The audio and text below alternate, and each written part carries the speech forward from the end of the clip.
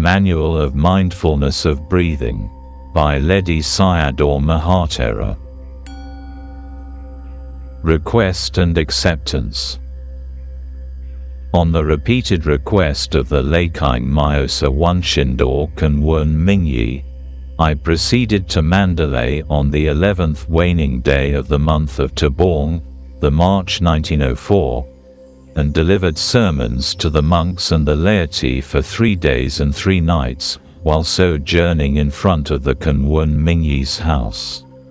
While I was thus engaged, the Kanwun Mingyi's son, who is the Myo Ok of Pathane, and one Mong Kin, who is the head clerk of the Deputy Commissioner's office in Mandalay, requested me to write a manual on the practice of mindfulness of breathing, Anapanasati, for their lifelong guidance and benefit. In accordance with that request, I, the presiding Sayadaw of Ledi Forest Monastery of Monwa, shall now expound concisely the Anapanasati Sutta as given in the Uparapanyasa of the Majjhima Nikaya 118. Exhortation to practice and strive for spiritual success. The wise man should cleanse himself by putting forth effort towards the attainment of spiritual success during at least one of the 3 periods of life. From Dhammapada 157.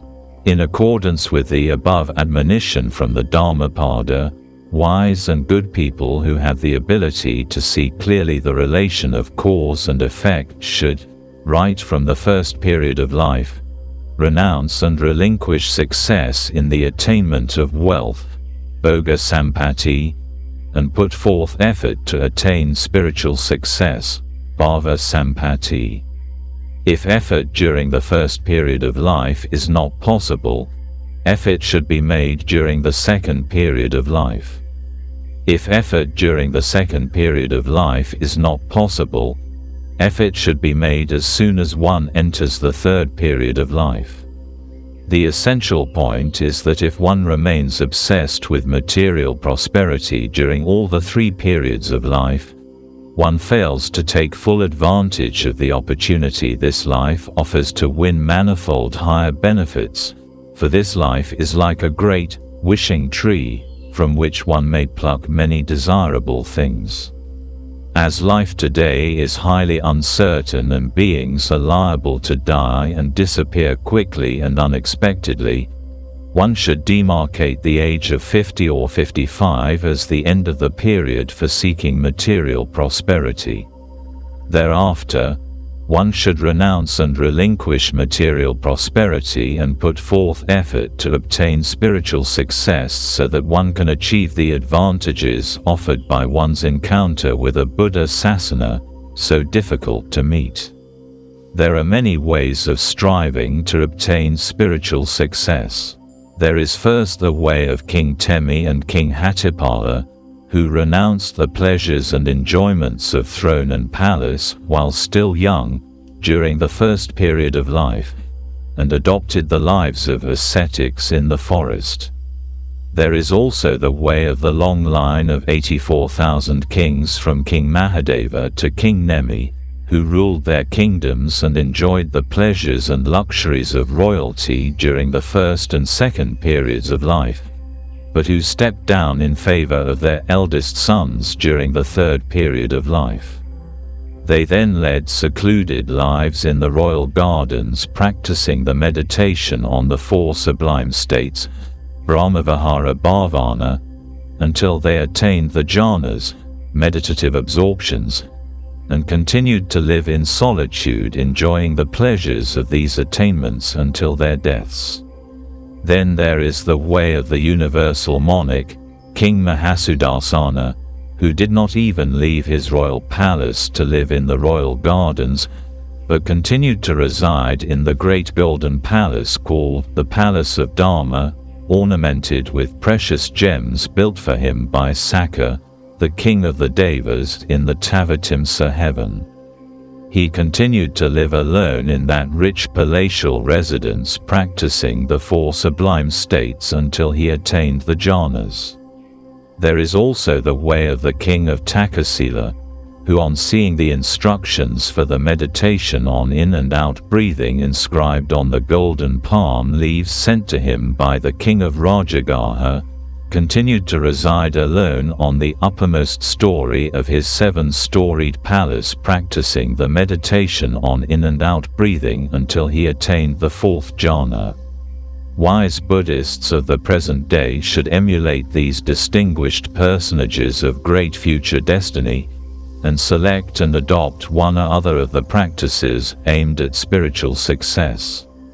Although, during the first period of life, they may pursue and live amidst the pleasures and enjoyments made possible by material prosperity, they should in good time renounce and relinquish their interest and concern with material wealth and all activities related to this goal. They should renounce and relinquish such practices as unchastity and association with friends and companions, which are habits inimical to the development of concentration, samadhi bhavana. Retaining contact only with the person who serves them food, they should engage in the practices which lead to spiritual success. Drift in past samsara because of unstable mind. Here, for ordinary householders, practicing for spiritual success means firmly establishing oneself in morality with right livelihood as the 8th precept, and assiduously practicing mindfulness of the body, tranquility meditation, and insight meditation within this lifetime, while one is yet in possession of the difficult achievements of obtaining a human birth and encountering the Buddha Sasana. Before acquiring tranquility and insight, one must practice mindfulness of the body, which is one of the 4 foundations of mindfulness, satipatthana. I shall now explain with an example why it is necessary to practice the foundations of mindfulness at the outset. In this world, a madman who has no control over his mind is unable to work either for his own benefit or for the benefit of others. Even when eating his meals, he is liable to upset his plate and walk away. Far is it for him to be able to concentrate on work for the benefit of others. When this mad person is properly treated, he becomes sane and stable in mind and is then able to work for both his own benefit as well as for the benefit of others, just like other normal people. Similarly, when ordinary normal persons in this world, those with ordinary sane minds, undertake the subtle work of meditation for tranquility and insight, they resemble the madman without control over his mind. For example, when paying respects and reverence to the Buddha, the minds of normal persons do not remain steadily and continuously concentrated on the Buddha's noble and incomparable qualities. Even when repeating the stanza for recollection of the Buddha, their minds wander, and if they were obliged to start again from the beginning whenever their attention strayed, their task of repeating the stanza would never be successfully completed. It is only because they have committed the stanza to memory that they can repeat it to the end. The same occurs in relation to any subject of meditation. This is how ordinary persons, who are normally considered sane, are established as mad persons in the relation to the meditative development of concentration and wisdom. Let all take heed, for in the case of such persons who have no control over their minds, far from being able to achieve the path, fruit, and Nibbana, it is uncertain whether they can even obtain a rebirth in one of the happy worlds. In this world, people who have no control over their legs cannot successfully perform work that requires the use of legs. People who have no control over their hands cannot successfully perform work that requires the use of hands. People who have no control over their tongues and mouths cannot successfully perform work that must be performed with their tongues and mouths. People who have no control over their minds cannot successfully perform work that must be performed with the mind. The work of meditative development is work that must be performed solely with the mind.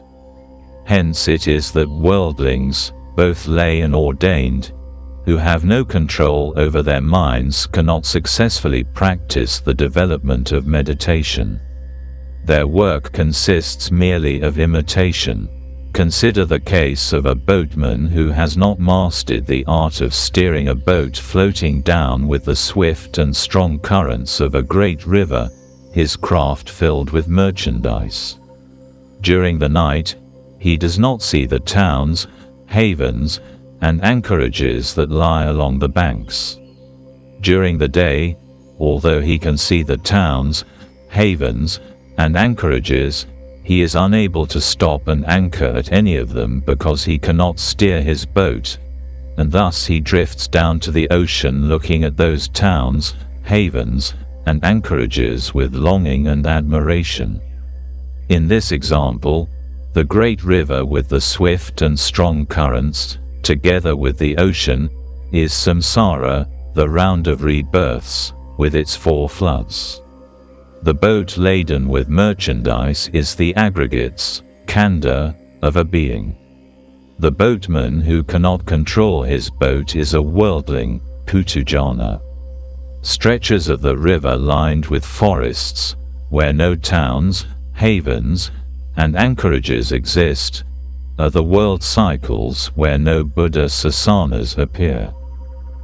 The period of night when the boatman cannot see the towns, havens, and anchorages may be compared to the plight of those beings who, though reborn in this world during the time of a Buddha sasana, nevertheless remain ignorant or unmindful of it because they happen to be in one or another of the 8 inopportune places.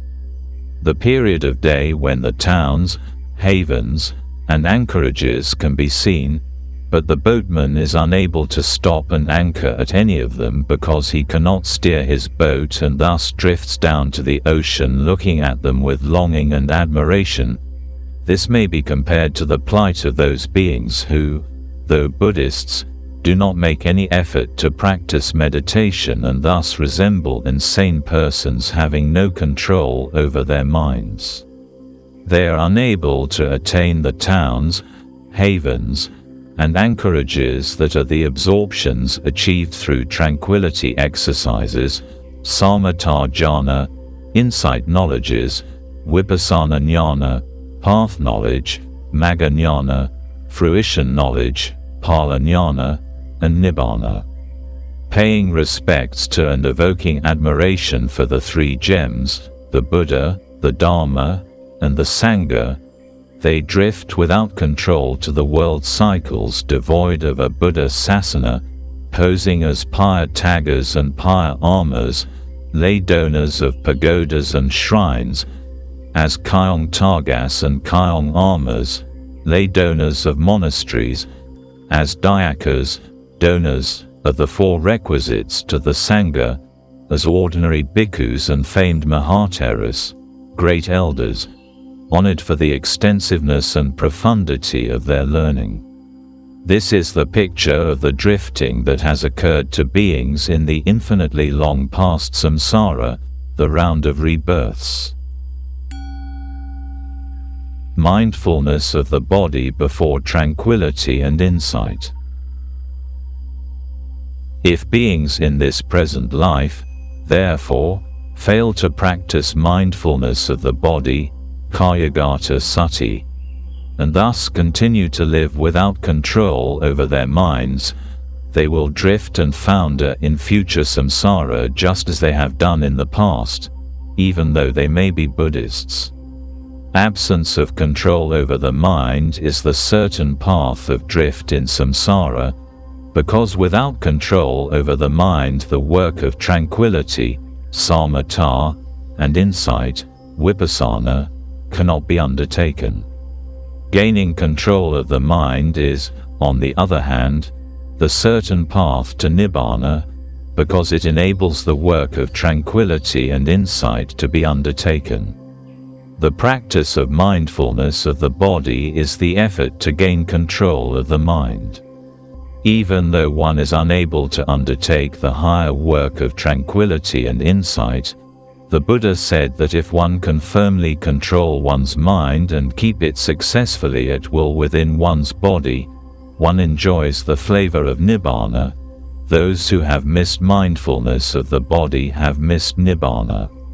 Those who have not missed mindfulness of the body have not missed Nibbana. Those who have not utilized mindfulness of the body have not utilized Nibbana. Those who have utilized mindfulness of the body have utilized Nibbana. Within the Buddha Sasana, keeping the morality consisting of sense control is another kind of control. It is not, however, control that can be called dependable. Establishing oneself in mindfulness of the body, being the proximate cause of the meditative development of tranquility and insight, is control that is firm. The attainment of access concentration, attained just before entering any of the jhanas, is control that is firmer. Firmer still is the attainment of absorption concentration, attained during the jhanas.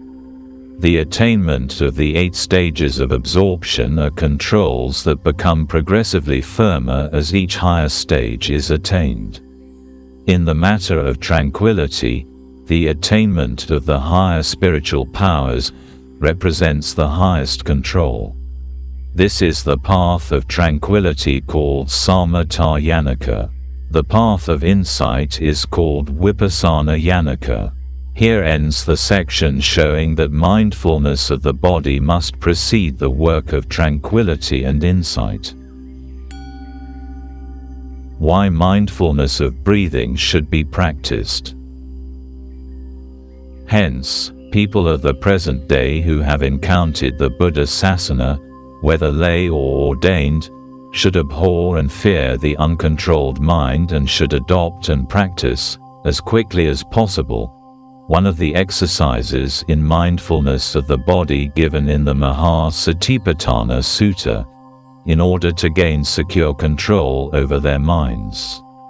In the Kayagata Sati Sutta, 18 exercises in mindfulness of the body are described, namely, mindfulness of breathing, anapanasati, mindfulness of the bodily postures and movements, ariyapata, clear comprehension of acts and deeds, sampajanya, attention to the impurities of the body, particular, analysis of the elements, dhatu vavathana, 9 cemetery contemplations, sivathika, and the 4 jhanas. In the Anapanasati Sutta, it is shown how the work of mindfulness of the body and the 4 absorptions of tranquility meditation, apana jhanas of samatha bhavana, insight meditation, vipassana bhavana, the development of the path, magga bhavana, and the realization of the fruit, these last 2 being known as true knowledge and deliverance, are accomplished by the practice of mindfulness of breathing alone. It is also usual for all Buddhas to attain supreme enlightenment by means of mindfulness of breathing, and having attained Buddhahood, all Buddhas have continued to remain established in mindfulness of breathing without a break until they attained parinibbana. Of the 40 prescribed exercises of tranquility meditation, mindfulness of breathing is the easiest to establish continuously at all times. The Buddha also extolled this meditation subject more highly than he did other subjects. The commentators too called Anapanasati the plane of great personages, But mindfulness of breathing is not a meditation subject suitable for ordinary persons. It is suited only to persons of great wisdom. Hence I now propose to expound concisely the Anapanasati Sutta as found in the Majjhima Nikaya, for the benefit of those wise people wishing to attain spiritual success and to reap the benefits offered by this rare encounter with a Buddha Sasana, thus emulating the way of the aforementioned King Pukasati of Takasila, who spent the rest of his life alone on the top story of his 7-storied palace practicing meditation, beginning with mindfulness of the body until he achieved the 4th jhana. Mindfulness of breathing leads to Nibbana. O bhikkhus, if mindfulness of breathing is cultivated and developed many times for a lengthy period, the 4 foundations of mindfulness are fulfilled and perfected. If the 4 foundations of mindfulness are cultivated and developed many times for a lengthy period, the 7 factors of enlightenment are fulfilled and perfected. If the 7 factors of enlightenment are cultivated and developed many times for a lengthy period, knowledge and deliverance are fulfilled and perfected. Here, knowledge, vidya, means the 4 path knowledges, magga jnana, and deliverance, vimutti, the 4 fruition knowledges, phala jnana. The essential meaning is that if mindfulness of breathing is practiced assiduously for days and months, the work of the 4 foundations of mindfulness, the 7 factors of enlightenment, and knowledge and deliverance is automatically accomplished. The 4 foundations of mindfulness, the 7 factors of enlightenment, and knowledge and deliverance comprise the 37 aids to enlightenment, and hence it means that the 37 aids to enlightenment are automatically accomplished. This ends the exposition of the prefatory section of the Anapanasati Sutta. Posture for meditation. O bhikkhus, in this sasana a bhikkhu, having gone to a forest, or to the foot of a tree, or to a quiet place, sits down cross-legged with his upper body erect, keeping his attention firmly fixed on the object of meditation. Here, in the sutta, the Buddha says, sits down cross-legged, because the cross-legged posture is especially suitable for meditation. But any of the 4 postures diligently adopted will suffice. The First Tetrad. 1. The yogi, one devoted to mental training, mindfully exhales an out-breath, and mindfully inhales an in-breath. 2. When a long breath is exhaled, he knows that he exhales a long out-breath. When a long breath is inhaled, he knows that he inhales a long in-breath. When a short breath is exhaled, he knows that he exhales a short out-breath. When a short breath is inhaled, he knows that he inhales a short in-breath. 3. While exhaling, he tries to experience the entire out-breath, its beginning, middle, and end.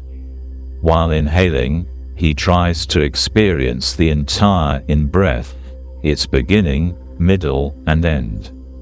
4. As he exhales, he tries to allay and calm down the out-breath.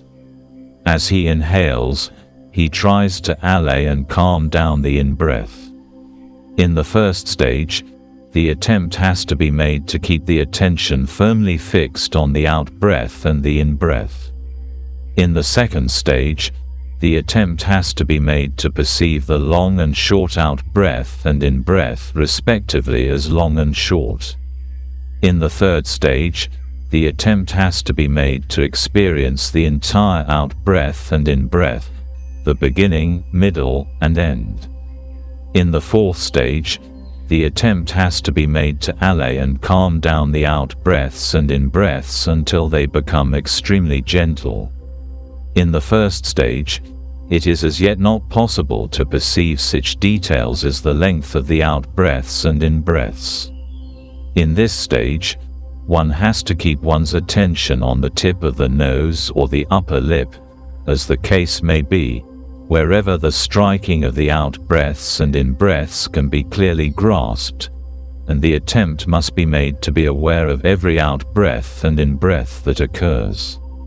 The attempt must be made for 1 or 2 hours, or for whatever length of time one is able to put forth effort, during which the attention must be firmly tied to the tip of the nose or the upper lip.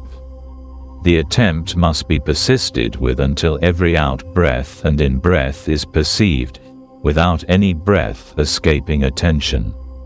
In the second stage, when the keeping of the attention on the out-breaths and in-breaths has been mastered, one has to attempt to perceive the long out-breath and in-breath as long, and the short out-breath and in-breath as short.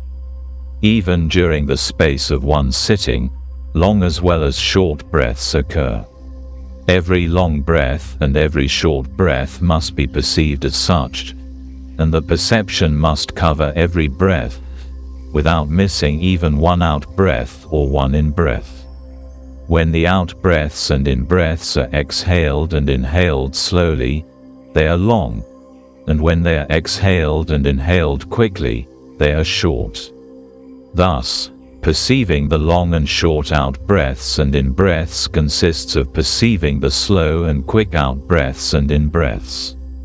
In the third stage, when the perception of the long and short out-breaths and in-breaths has been mastered, every breath occurring within the body must be experienced in its entirety, right from its starting point within the body through its middle to the point where it ends within the body.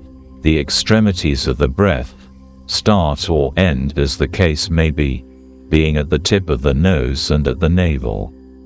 In the fourth stage, when the experiencing of every breath in its entirety has been mastered, the coarse or rough breaths must be calmed down and allayed by degrees, making them more and more gentle and delicate, until ultimately the stage is reached when one thinks that one's out-breaths and in-breaths have entirely disappeared.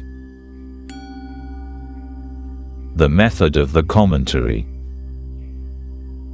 In the commentary, there are 3 main stages of effort, namely, 1. Counting. Attention is placed on the out-breaths and in-breaths by counting them. 2. Connection.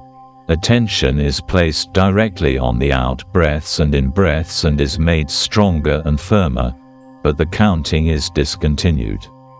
3. Fixing. The effort is intensified until the higher stages of attainment are achieved. There are 2 places where the out-breath and in-breath may be grasped, the tip of the nose and the upper lip. For some people, the striking of the breath is clearer at the tip of the nose. For others, it is clearer on the upper lip. Attention must be placed on the spot where the perception is clearest, which may be called the spot of touch. At the outset, effort must be made to keep the attention on the spot of touch by counting the number of times the out-breath and in-breath strike that spot. In the next stage, effort must be made to keep the attention on the out-breath and in-breath continuously, without the aid of counting. Finally, effort is applied to make the attention stronger and firmer. Counting. There are 2 methods of counting, slow and fast, according as the attention is weak or strong. In the beginning, the mind is untranquil and disturbed and the attention weak, and thus one is not mindful of every breath that occurs. Some breaths escape detection. Only those breaths that are clearly perceived with mindfulness are counted, while those that are not clearly perceived are left out of the reckoning. Counting thus progresses slowly. It is the slow stage. Counting is done in 6 turns. In the first, counting proceeds from 1 to 5. Then, in the second, from 1 to 6. In the third, from 1 to 7. In the fourth, from 1 to 8. In the fifth, from 1 to 9. And in the sixth, from 1 to 10. After the 6th turn, one must begin again from the first. Sometimes these 6 turns are counted as one. First place the attention on the spot of touch, and when an out-breath or in-breath is clearly perceived, count 1. Continue counting 2, 3, 4, etc., when the ensuing out-breaths and in-breaths are clearly perceived. If any of them are not clearly perceived, stop the progressive counting by continuing to count 1, 1, 1, etc., until the next clear perception of out-breath and in-breath, when the counting advances to 2. When the count reaches 5 in the first turn, start again from 1. Proceed in this way until the 6th turn is completed. Since only those breaths that are clearly perceived are counted, it is called the slow count. When the counting has been done repeatedly many times, the number of breaths that are clearly perceived will increase. The spacing between each progressive count will decrease. When every breath is clearly perceived, the counting will progress uninterruptedly and become fast. One must proceed until no breath is missed out from the counting. It is not necessary to do the counting orally. A mental count is sufficient. Some people prefer to count orally. Others count 1 bead at the end of each 6th turn, and they resolve to count a certain number of rounds of beads a day. The essential thing is to make the perception clear and the attention strong and firm. Connection. When the stage is reached where every out-breath and in-breath is clearly perceived with the aid of counting, when no out-breath or in-breath escapes attention, the counting must be discontinued, and the connection method adopted. Here, the connection method means putting forth effort to keep the attention on the spot of touch, and to perceive every out-breath and in-breath without counting them. It means repeating the effort made in the counting stage in order to make perception clearer and attention stronger and firmer, but without the aid of counting. How long is this effort by the connection method to be pursued? Until there appears the patibhaga nimitta, the counterpart sign, that is, a mental image that appears when an advanced degree of concentration is reached. When attention becomes fixed on the out-breaths and in-breaths, for experiment, when a certain degree of concentration is achieved, manifestations appear such as masses of fluffy wool, gusts of wind, clusters of stars, gems, pearls, or strings of pearls, etc., in various shapes, groups, and colors. These are called counterpart signs. The effort in the connection method must be continued until such time as the counterpart sign appears clearly on every occasion that effort is made. Fixing. During the stages of counting and connection, attention must still be kept on the point of touch. From the time the counterpart sign appears, effort must be made according to the 3rd stage, the method of fixing. Counterpart signs are manifestations and resemble new mental objects.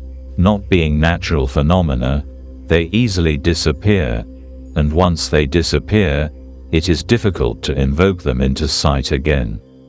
Hence, when a counterpart sign appears, it is necessary to put forth special effort with added energy in fixing the attention on it to prevent it from disappearing. One must strive to make it become clearer day by day. The putting forth of this special additional effort is known as the method of fixing. When the stage of fixing is reached, the 7 unsuitable things must be shunned, while the 7 suitable things must be cultivated. The 10 kinds of proficiency in meditative absorption, too, must be accomplished.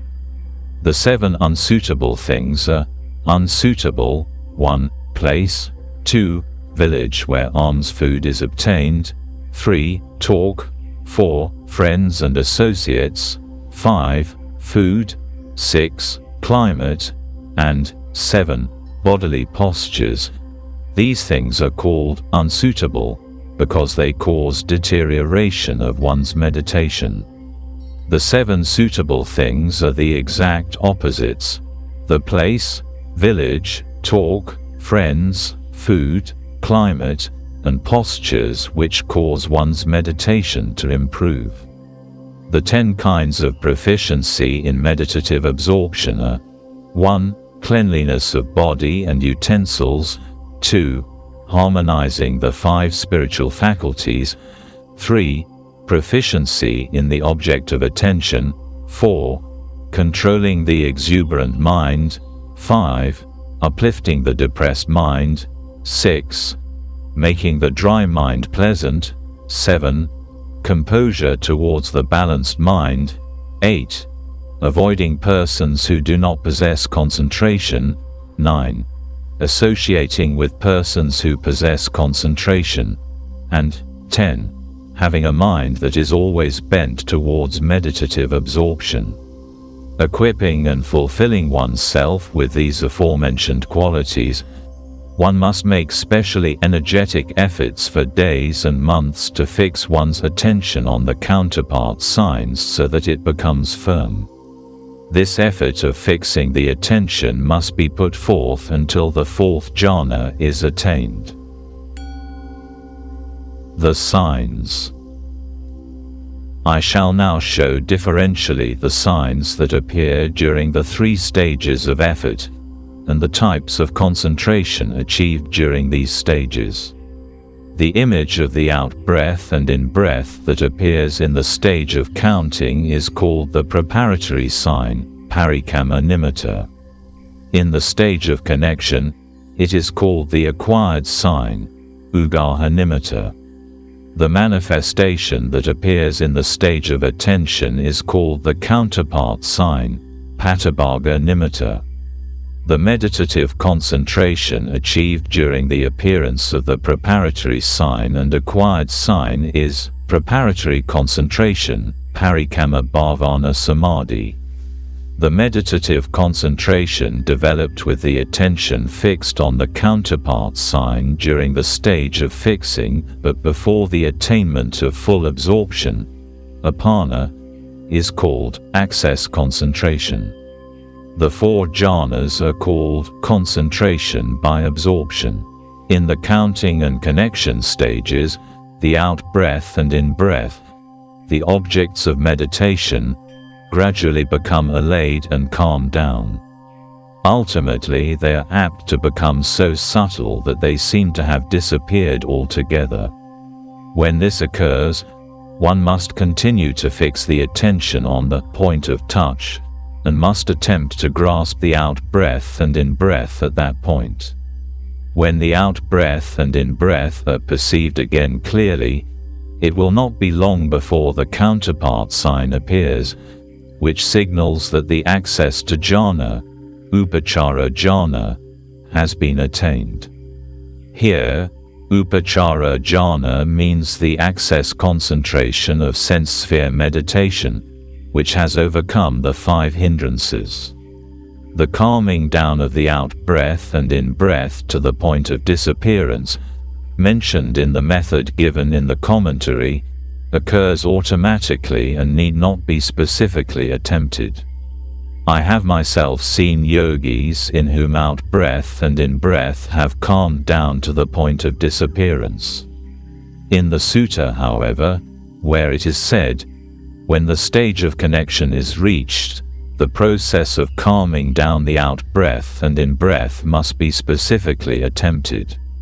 When the out-breath and in-breath apparently disappear, people who are not proficient in the work of meditation are apt to think that the out-breath and in-breath have really disappeared or stopped. Then they are apt to discard the work of meditation. Let all be heedful of this fact. The Commentary Reconciled with the Sutta. It is now necessary to reconcile the method given in the commentary with the Anapanasati Sutta. The counting stage, when the attention is fixed on the point of touch, and the attempt is made to fix the attention on the breath by counting. This is the first stage of the First Tetrad of the Sutta. In this stage, the main work is to overcome the mind's habit of repeatedly wandering off from the object of attention to other objects, and it is for this purpose that the method of counting is adopted. The time is not yet ripe for perceiving the long and short breaths, but in accordance with the text of the sutta, the yogi mindfully exhales an out-breath, and mindfully inhales an in-breath. Effort must be confined to keeping the attention fixed on the out-breath and in-breath. In this particular, the commentary says, the sole function of counting is to cut short the wandering tendencies of the mind, acquired in the long series of previous rebirths, that makes it stray from inside the body to outside objects, and to keep the attention firmly fixed on the internal objects of out-breath and in-breath. After the counting stage, when the connection stage is reached, effort must be put forth according to the second stage of the First Tetrad, described thus in the text. When a long out-breath is exhaled, he knows that he exhales a long out-breath. When a long in-breath is inhaled, he knows that he inhales a long in-breath. Here, attention has to be fixed on the spot of touch, and with the attention so fixed, the long and short breaths have to be perceived. In doing this, it is not necessary to trace the entire breath from beginning to end. All one must do, while keeping the attention fixed on the spot of touch, is to make an additional endeavor to be aware of the length of the breaths that brush the spot of touch. Long breaths brush the spot for a long period, while short breaths brush the spot for a short period. The mind can become extremely expansive, and thus one can be aware of the long breaths and short breaths that go out and come in even while keeping one's attention steadily fixed on the spot of touch. When the long and short breaths have been clearly and distinctly perceived, effort has to be made to perceive the entire structure of each breath, the beginning, the middle, and the end, even while keeping the attention fixed on the spot of touch, in accordance with the sutta statement. While exhaling, he tries to perceive the entire out-breath, its beginning, middle, and end. While inhaling, he tries to perceive the entire in-breath, its beginning, middle, and end. When an out-breath is released, it must not be done unmindfully, but one must be fully aware of it right from its start within the body and follow it along its course until it reaches its end within the body at the spot of touch, and it is with this added endeavor of being aware of it in its totality that the breath must be released. Similarly, when an in-breath is inhaled, one must do so with awareness right from its start within the body at the spot of touch, and follow it until it reaches its end at the navel within the body. While thus following the out-breaths and in-breaths from beginning to end, the attention must be continually fixed on the spot of touch. The breaths must not be followed from beginning to end by allowing the attention to leave the spot of touch. If a resolute endeavor is made to follow the out-breaths and in-breaths without allowing the attention to leave the spot of touch, then, even while the attention continues to be fixed on the spot of touch, the form and shape of the out-breaths and in-breaths will gradually appear clearly in their entirety.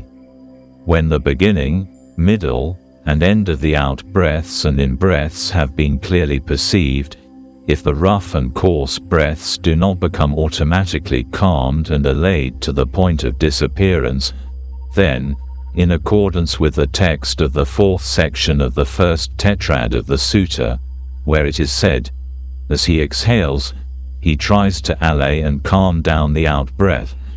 As he inhales, he tries to allay and calm down the in-breath. A special additional endeavor must be made to make them gentler and gentler, and this must be pursued with resolution, not left unmindfully to take its own course. In the method given in the commentary, however, it is stated that the out-breaths and in-breaths become calmed down and allayed of their own accord even from the stage of counting, and in my own experience, I have come across persons whose breaths have automatically disappeared. In this particular, this is what the commentary says: from the time of effort according to the method of counting, in due course, when through the coarse out-breaths and in-breaths becoming calmed down and allayed, the anxieties and cares of the body become tranquilized, both body and mind become light, and the physical body rises in space. I have known people whose bodies have risen about the height of 4 fingers' breadth in the air. When this stage is reached where the out-breaths and in-breaths disappear, then, without taking the attention off the spot of touch, an attempt must be made to perceive the disappeared out-breaths and in-breaths. When they are perceived again clearly, the counterpart sign, pattabhaga nimitta, appears. At that stage, the mental hindrances such as fear, dread, sleepiness, indolence, etc., are overcome, and the access to jhana is attained. This ends the reconciliation between the commentary and the Anapanasati Sutta. This also ends the account of the counting, connection, and fixing methods of the commentary, where 7 stages are given, viz. Counting, connection, touching, fixing, observing, turning away, and purification. The First Tetrad is the main and essential stage.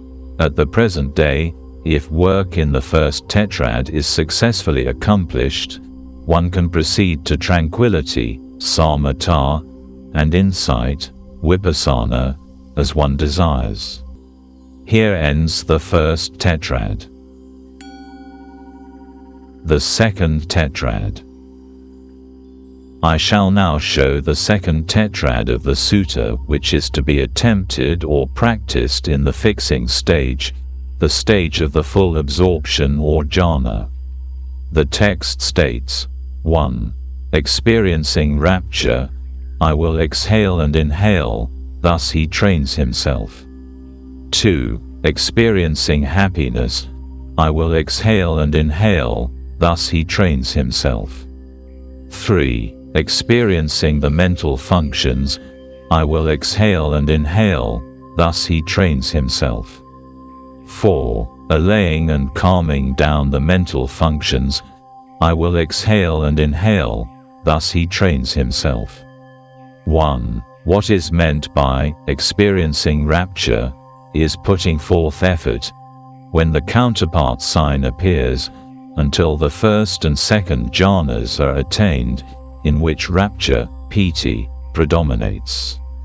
2. What is meant by experiencing happiness is putting forth effort until the third jhana is attained, in which happiness predominates.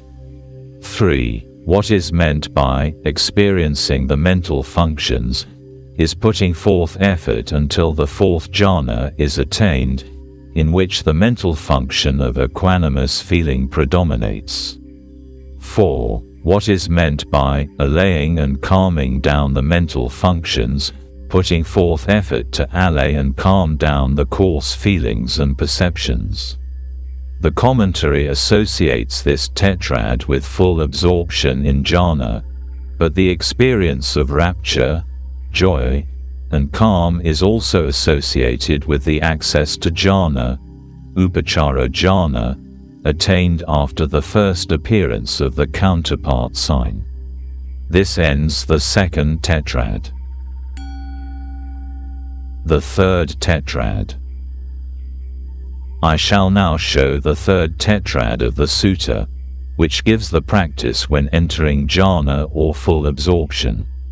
1. Experiencing the mind, consciousness, I will exhale and inhale, thus he trains himself. 2. Making the mind extremely delighted, I will exhale and inhale, thus he trains himself.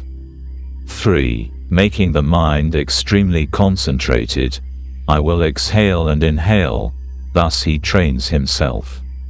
4. Freeing the mind from the defilements, hindrances, etc., I will exhale and inhale, thus he trains himself.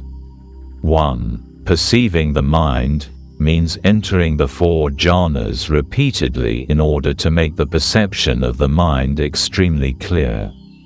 2. Making the mind extremely delighted means that when the perception of the mind is extremely clear, one makes the mind extremely delighted by repeatedly entering the first and second jhanas, which are associated with rapture, piti. 3. Making the mind extremely concentrated means that when the mind is extremely delighted, one makes the mind extremely concentrated by entering the third and fourth jhanas. 4. Freeing the mind means freeing the mind of obstacles by repeatedly entering the 4 jhanas. The commentary associates this tetrad too with jhanic absorption, though it contains practices associated with the access to jhana as well. This ends the Third Tetrad. The Fourth Tetrad. I shall now show the Fourth Tetrad, which gives the method of proceeding from mindfulness of breathing to insight, Vipassana. 1. Contemplating impermanence, I will exhale and inhale, thus he trains himself. 2. Contemplating detachment, I will exhale and inhale, thus he trains himself. 3. Contemplating cessation, I will exhale and inhale, thus he trains himself. 4. Contemplating abandonment, I will exhale and inhale, thus he trains himself. How the foundations of mindfulness are fulfilled. The Buddha said that those who accomplish mindfulness of breathing also fulfill the function of the 4 foundations of mindfulness, Satipatthana. I shall here give just the essential meaning. In the 4 tetrads dealt with above, effort in the First Tetrad, which includes the counting and connection methods, consists entirely of the application of mindfulness to contemplation of the body. Out-breath and in-breath, being part of the corporeality group, are called body.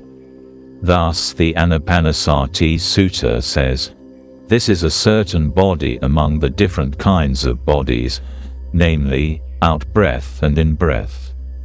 Effort in the Second Tetrad consists of the application of mindfulness to contemplation of feelings. The text says, this is a certain feeling among the different kinds of feelings, namely, this mental advertence to out-breath and in-breath done thoroughly and well. Thoroughly and well indicates the special endeavor that is required in experiencing rapture, etc. Here, while attention continues to be placed on the out-breath and in-breath, effort is made to clearly perceive the feelings with wisdom, and thus work in the Second Tetrad is called the application of mindfulness to contemplation of feelings. Work in the Third Tetrad consists of the application of mindfulness to contemplation of mind. Here also, While attention continues to be placed on the out-breath and in-breath, effort is made to clearly perceive the mind with wisdom. Work in the Fourth Tetrad, such as contemplation of impermanence, is the application of mindfulness to contemplation of mind objects. Here again, while attention continues to be placed on the out-breath and in-breath, effort is made to clearly perceive the overcoming of such unwholesome states as covetousness and grief with wisdom.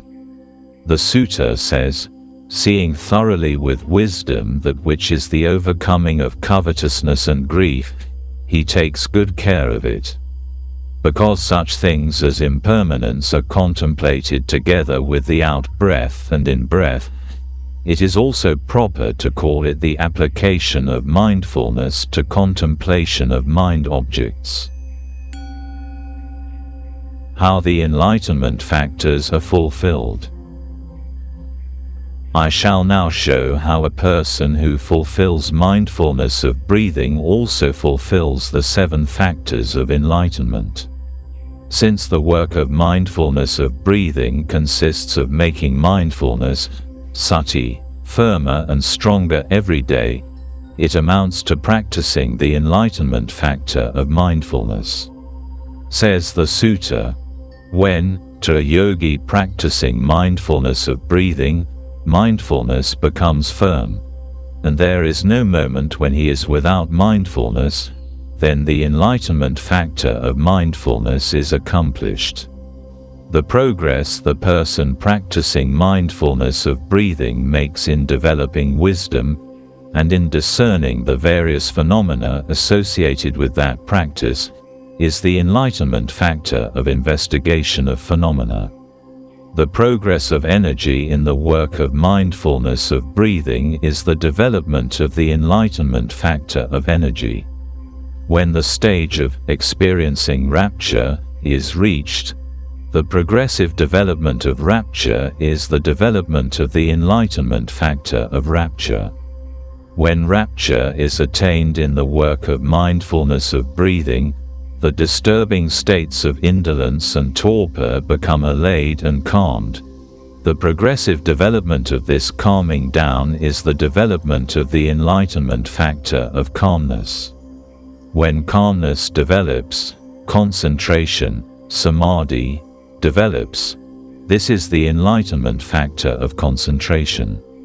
When concentration develops, there is no longer any occasion for anxiety and concern arising out of an inattentive mind, and thus the enlightenment factor of equanimity is developed. The Sutta shows in detail how the 7 factors of enlightenment become accomplished by accomplishing each of the 4 foundations of mindfulness. How knowledge and deliverance are achieved. To show how to proceed from mindfulness of breathing to insight, path knowledge, and fruition knowledge, Vipassana, Magga Jnana, Phala Jnana, the Buddha said in the Anapanasati Sutta, O bhikkhus, how must the 7 factors of enlightenment be developed and much practiced in order to accomplish knowledge and deliverance? O bhikkhus, in this sasana, a bhikkhu develops and cultivates the enlightenment factor of mindfulness, the enlightenment factor of equanimity, which is dependent on, or bent on, Nibbana, which is secluded from the defilements, where the passions are absent, where the defilements cease, where the defilements are relinquished. It is in this way that the 7 factors of enlightenment must be developed and cultivated to accomplish knowledge and deliverance. Seclusion, dispassion, cessation, and relinquishment are all names for Nibbana. Practicing with the aim of achieving Nibbana in this very life is what is meant by vivekanasita, dependent on seclusion, etc. It is also called vivattanasita, dependent on the ending of the round. If effort be made merely to acquire merit, it is vattanasita, dependent on the round of existence. If one practices according to the counting method, the connection method, and the fixing method, whereby one gains access to jhana, upachara jhana, and full absorption, apana jhana, one achieves the 4 foundations of mindfulness and the 7 factors of enlightenment.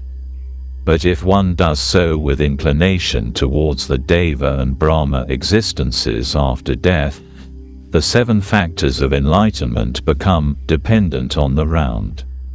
If one stops short with the attainment of access, absorption, and contemplation of impermanence, one is liable to become inclined towards dependence on the round. Hence the words, which is secluded from the defilements, where the passions are absent, where the defilements cease, where the defilements are relinquished, emphasize the need to put forth effort with a view to attaining the ending of the round in this very life, and not stopping short with such attainments as access to jhana and absorption. The ending of the round, vivata, means Nibbana. At the present day, people within the Buddha Sasana have the opportunity to work towards the attainment of Nibbana, the ending of the round, and hence they should concentrate with all their might to reach this attainment. It is because they desire this ending of the round that they must strive towards true knowledge and deliverance, vijja vimutti. And, in order to achieve knowledge and deliverance, they must set up the 7 factors of enlightenment, satta bojjhanga. In order to set up the 7 factors of enlightenment, they must set up the 4 foundations of mindfulness, cattaro satipatthana. In order to set up the 4 foundations of mindfulness, they have to undertake the work of mindfulness of breathing, anapanasati. If mindfulness of breathing, the 4 foundations of mindfulness, the 7 factors of enlightenment, and the 2 states of true knowledge and deliverance are accomplished, the 37 aids to enlightenment are also accomplished. This is the condensed meaning of the Anapanasati Sutta. The way to achieve this true knowledge and deliverance speedily is no other than what has been shown in the Fourth Tetrad, where it is said, he trains to contemplate impermanence as he exhales and inhales, etc. If after the 7 factors of enlightenment are set up, the knowledge and deliverance of the path and fruit of the stream winner, Sotapatti Maggapala, are achieved, one can attain, in this very life, the ending of the round of Nibbana with the groups of existence still remaining, where wrong views and doubts cease, and deliverance is obtained from unwholesome conduct, evil livelihood, and liability to rebirth in the world of misery, apaya loka, that is, rebirth as an animal, an unhappy spirit, or in hell. How to proceed to Vipassana. I shall now show concisely the work of the Fourth Tetrad. When can one proceed to Vipassana? As the Anapanasati Sutta and its commentary explain the order of practice in mindfulness of breathing, one is to take up work in the Fourth Tetrad only after one has attained the 4 jhanas. If one can adhere strictly to this order of practice, that is ideal, but if one cannot follow this sequence, one may proceed to Vipassana, or insight, from the 3rd jhana. It is also permissible to proceed to Vipassana from the 2nd jhana, or from the 1st, or from the access stage prior to full attainment of jhana, or from the connection stage, or even from the counting stage after one has overcome the wandering tendencies of the mind. 2 methods. One may proceed to Vipassana while still keeping the attention on the out-breath and in-breath, or one may treat the mindfulness of breathing as preparatory work and then proceed to Vipassana by taking any portion of the 5 aggregates, panchakhanda, one wishes as the object of attention. In the Anapanasati Sutta that is dealt with here, in accordance with the passage, he trains in contemplating impermanence, and thus he exhales and inhales. The method given associates the work of insight meditation directly with mindfulness of breathing. The point of the text is that, when one breathes in and out, one must do so while making a special endeavor to advert to their impermanent nature and to clearly perceive that impermanent nature. From the counting and connection stages. In these 2 stages, the work consists solely of keeping the attention on the out-breaths and in-breaths and perceiving them with wisdom.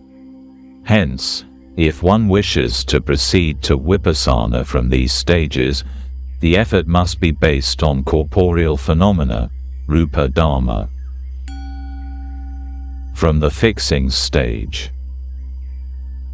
At the level of access concentration, upachara samadhi, there are 2 stages: contemplation of feeling, vedananupassana, and contemplation of mind. The Second Tetrad, wherein it is said, experiencing rapture, experiencing joy, is the contemplation of feeling stage. The Third Tetrad, wherein it is said, experiencing the mind, is the contemplation of mind stage. If one wants to proceed to Vipassana from the contemplation of feeling stage, the effort must be based on the mental phenomenon, nama dharma, of feeling. If one wishes to proceed from the contemplation of mind stage, the effort must be based on the mental phenomenon of mind. If one wishes to proceed from the level of full absorption, the effort can be based either on feeling or mind, or on any of the jhana characteristics of the jhana that one has attained. Vipassana based on corporeal phenomena. When effort in the counting stage is accomplished, instead of proceeding next to the connection stage, one must proceed to the stage of insight into impermanence. In accordance with the text, he trains to contemplate impermanence, and thus he exhales and inhales. The momentary concentration, which one achieved in the counting stage, must be treated as access concentration. A person who wants to practice Vipassana, being an ordinary human being, may not find it possible to put forth effort 24 hours a day. He must therefore allocate 3 or 4 hours a day and put forth effort punctually and regularly every day. When he starts to practice, he must first overcome the wandering tendencies of the mind and establish mindfulness on the breath. It is only after he has overcome the mind's wandering tendencies that he can direct the mind towards Vipassana. He must not relinquish mindfulness of the breathing, but must remain established in it until he achieves insight and attains knowledge of the path and fruit, magga jnana and phala jnana. Even when he enters fruition, he must treat mindfulness of breathing as access concentration. 5 stages of purity. In the path of Vipassana, there are 5 stages of purity. 1. Purity of view. 2. Purity of escape from doubts. 3. Purity of wisdom, distinguishing the real path from the false path. 4. Purity of wisdom in the practice. And 5. Purity of wisdom. Purity of view in regard to corporeal phenomena. I shall now show how purity of view in corporeal phenomena is achieved. In the corporeal phenomena of out-breath and in-breath, there are always present 8 corporeal elements: earth, water, fire, wind, color, odor, taste, and nutriment. When sound is produced, it contains 9 elements, the additional element being sound. Among all these elements, the basic elements are earth, water, fire, and wind. The earth element is the functional quality of hardness. In all corporeal phenomena there exists this basic quality of hardness. In those things in which the earth element predominates, the quality of hardness can be touched or felt, but not in such things as sunbeams and moonbeams.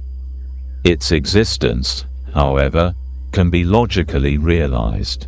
For example, how can the water element bind if there is nothing solid to bind? How can the fire element burn if there is nothing solid to burn? How can the wind element produce motion if there is nothing solid to push?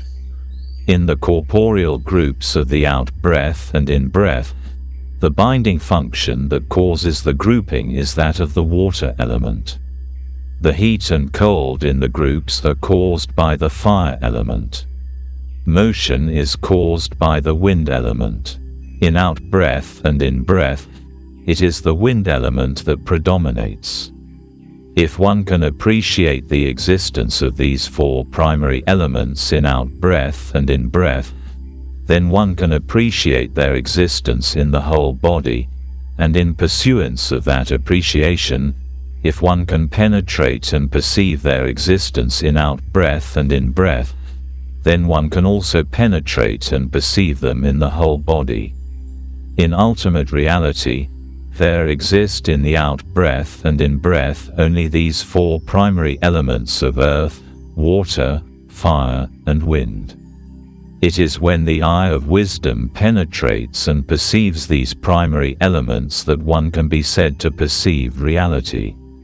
If the perception does not penetrate far enough and fails to reach these 4 elements, but stops short at such things as the shape and form of the out-breaths and in-breaths, then one is still on the path of personality view, sakkaya ditthi, according to which, the beginning of the out-breath is at the navel.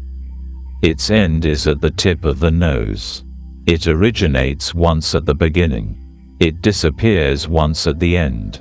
There is no repeated origination and disappearance in the middle. Similarly for the in-breath. This is the belief that is firmly and deeply rooted in the minds of worldlings, putujana.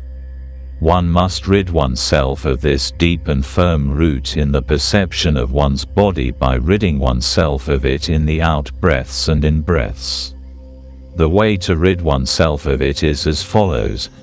When the eye of wisdom penetrates to these 4 primary elements and the ultimate reality is perceived, such things as shape and form in the out-breath and in-breath disappear, and every time one contemplates them, the deep and firm root of personality view disappears. One perceives that there is in reality no shape and form, no out-breath and in-breath. One perceives that there exist only the 4 primary elements. Thus purity of view is achieved. It is the same with respect to the other parts of the body such as head hairs, body hairs, etc. There exists, on the one hand, the deeply rooted habitual perception of shape and form, such as, this is head hair, and on the other, there exist the 4 primary elements. When these 4 primary elements are penetrated and clearly perceived with wisdom in the head hairs, the deeply rooted wrong perception of shape and form will disappear. It will be perceived that the head hairs do not exist in reality. When it is thus seen, purity of view in the head hairs is achieved. Proceed in the same way in the case of the other parts of the body such as body hairs, etc. This ends purity of view regarding corporeal phenomena. Purity of view in regard to mental phenomena. There is the mind that adverts to the objects of out-breath and in-breath. There is the mind that adverts towards the four primary elements. There are attributes of that mind such as mindfulness, energy, and knowledge. These are all mental elements. The function of knowing the objects is the mind. That of attending to them again and again is mindfulness. That of putting forth effort is energy. That of proficiency is knowledge.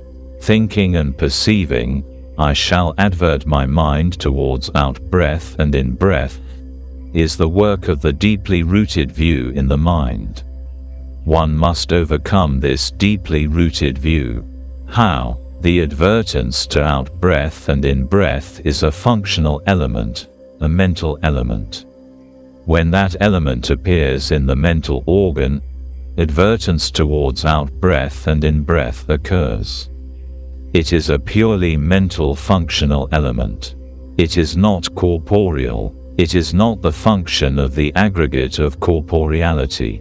It is not an entity or being. It is not the function of a being. It is not an I, nor is it the function of an I. It is an element which, in the Abhidhamma, is called citta, or vijnana, or nama. It is thus that one must try to perceive.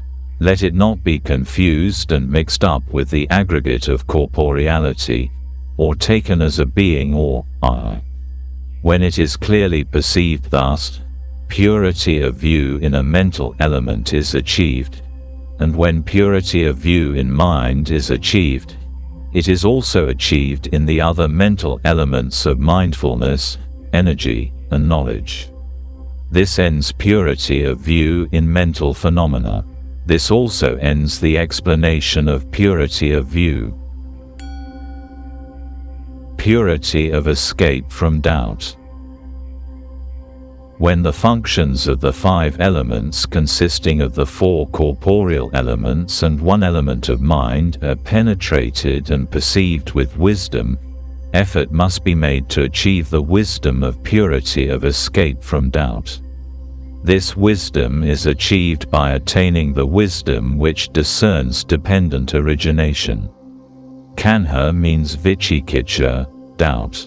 In the infinitely long samsara, there are many wrong views and wrong theories about the functions of the five elements mentioned above to which beings subscribe. These beings lean towards these wrong views and wrong theories, such as belief in self and permanence, because they do not know the dependent origination of the corporeal and mental elements. This is ordinary doubt, perplexity regarding the 16 points mentioned in the suttas, such as, have I not existed in the past, etc., are special kinds of doubt. Of the four kinds of corporeal elements that exist within the body, there are some that are caused by karma, others that are caused by mind, citta, still others that are caused by temperature, and still others that are caused by nutriment. These four causes of corporeal phenomena must be known. Within the body, there are corporeal phenomena caused by karma that are incessantly arising without a moment's break like the continuous flow of a river. There are also corporeal phenomena caused by mind that are thus continuously arising. Similarly, there are also corporeal phenomena caused by changes in temperature, and corporeal phenomena caused by the nutriment that is ingested. In the case of the mind element, there are occasions of mind arising in dependence on particular objects of thought, such as out-breath and in-breath, each particular thought being connected with and dependent on each particular out-breath and in-breath as the case may be, like the connection and dependency of shadows and reflection on sunlight. This shows concisely the dependent origination of the five basic elements. If this dependent origination can be realized with wisdom, purity of escape from doubt is accomplished. The views of self and permanence will be overcome. This ends the discussion of purity of escape from doubt. Conclusion. Thus there are 5 basic elements: earth, water, fire, wind, and mind. There are 4 causes of the corporeal elements: karma, mind, temperature, and nutriment. There are 2 causes of mental elements: external sense objects and internal sense organs. Differentiating them into corporeal and mental phenomena, these things, together with their arising and disappearance, must be repeatedly discerned by applying the 3 characteristics: impermanence, suffering, and selflessness. For example, corporeality is impermanent in the sense of being subject to decay, suffering in the sense of being fearful, and not self in the sense of being without substance. One must contemplate them thus until they are perceived with wisdom. Thus one must put forth effort for insight. This shows concisely how to proceed to Vipassana according to the formula: contemplating impermanence, I will exhale and inhale, etc. As given in the Fourth Tetrad of the Anapanasati Sutta.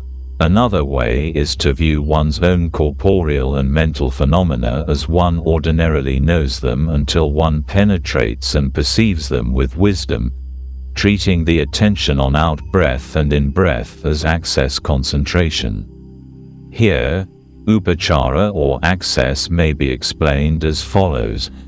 When a yogi begins to put forth effort, he must first concentrate and tranquilize his mind, and he views out-breath and in-breath for this purpose. He follows this procedure on every occasion that he puts forth effort. This prior concentration and tranquilization is the business of access concentration. It is only after the mind has been concentrated and tranquilized that one may proceed to view whatever part of the body one desires. This shows concisely how to proceed to Vipassana from the counting stage. More detailed expositions may be found in Mayahara Dipani, Manual of Nutriment, and Anatta Dipani, Manual of Non-Self. When proceeding to Vipassana from the connection stage, or from the access concentration of the fixing stage, or from the full absorption of the first, second, third, and fourth jhanas of the fixing stage, the method may be gathered from what has been shown in the case of the counting stage. As regards the 3 remaining purities, the 10 kinds of insight knowledge, Vipassana jnana, and the knowledge of the path and fruit of stream winning, Sotapanna Magga and Phala Nanyas, see the Calm Mathana, meditation subject, section of my Paramatta Sankita, summary of the ultimate. This ends the concise exposition of the meditation subject of mindfulness of breathing, as given in the Anapanasati Sutta and its commentary. This ends the Anapana Dipani, the Manual of Mindfulness of Breathing.